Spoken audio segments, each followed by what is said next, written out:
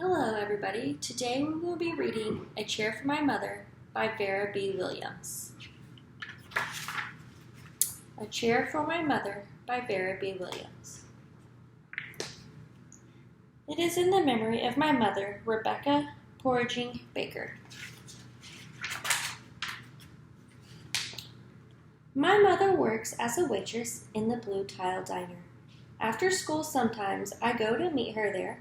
Then her boss, Josephine, gives me a job to do. I wash the salts and peppers and fill the ketchups. One time I peeled all the onions for the onion soup. When I finish, Josephine says, "Good work, honey," and pays me. And every time I put half of my money into the jar. It takes a long time to fill a jar this big. Every day when my mother comes home from work, I take down the jar. My mama empties all her change from tips out of her purse for me to count. Then we push all of the coins into the jar. Sometimes my mama is laughing when she comes home from work. Sometimes she's so tired she falls asleep while I count the money out into piles. Some days she has lots of tips. Some days she only has a little. Then she looks worried, but each evening every single shiny coin goes into the jar. We sit in the kitchen to count the tips. Usually, Grandma sits with us too. While we count, she likes to hum. Often, she has money in her old leather wallet for us. Whenever she gets a good bargain on tomatoes or bananas or something she buys, she puts by the savings and they go into the jar. When we can't get a single other coin into the jar, we are going to take out all the money and go buy a chair. Yes, a chair. A wonderful, beautiful, fat, soft armchair. We will get one covered in velvet with roses all over it. We are going to get the best chair in the whole world. That is because our old chairs burned up. There was a big fire in our other house. All of our chairs burned. So did our sofa, and so did everything else. That wasn't such a long time ago. My mother and I are coming home from buying new shoes. I had new sandals, she had new pumps. We were walking to our house from the bus. We were looking at everyone's tulips. She was saying she liked red tulips, and I was saying I liked the yellow ones. Then we came to our block. Right outside our house stood two big fire engines. I could see lots of smoke. Tall orange flames came out of the roof. All the neighbors stood in a bunch across the street. Mama grabbed my hand and we ran. My Uncle Sandy saw us and ran to us. Mama yelled, "Where's Mother?" I yelled, "Where's my grandma?" My Aunt Ida waved and shouted, "She's here, she's here, she's here. She's okay. Don't worry." Grandma was all right. Our cat was safe too, though it took a while to find her, but everything else in our whole house was spoiled. What was left of the house was turned to charcoal and ashes. We went to stay with my mother's sister, Aunt Ida, and Uncle Sandy.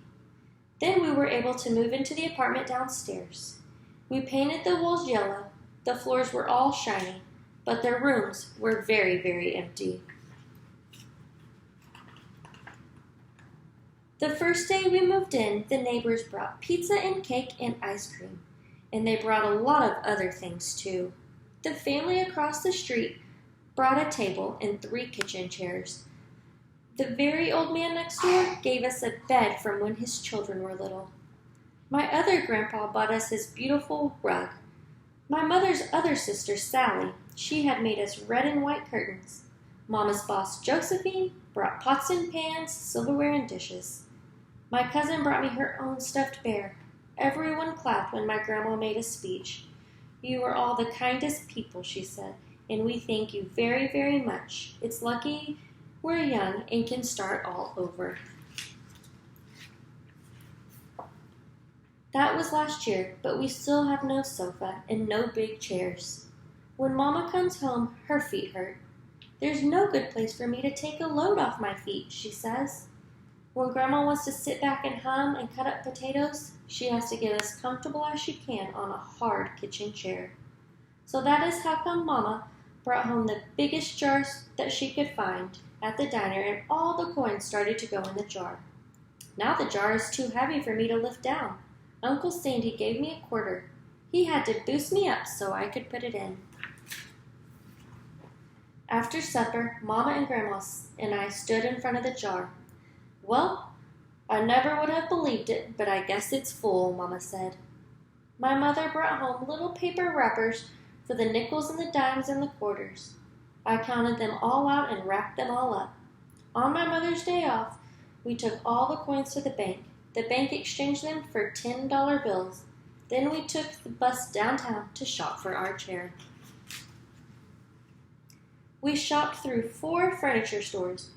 We tried out big chairs and smaller ones, high chairs and low chairs, soft chairs and harder ones. Grandma said she felt like Goldilocks and the 3 little bears trying out all of the chairs.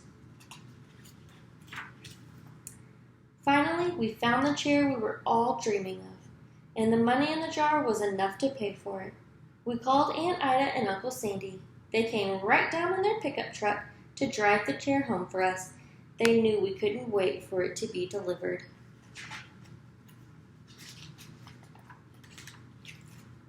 I tried out our chair in the back of the truck. Mama wouldn't let me sit there while we drove, but they let me sit in it while they carried it up to the door. We set the chair right beside the window with the red and white curtains. Grandma and Mama and I all sat in it while Ida took our picture. Now Grandma sits in it and talks with people going by in the daytime. Mama sits down and watches the news on TV when she comes home from her job. After supper, I sit with her and she can reach right up and turn out the light if I fall asleep in her lap. The end.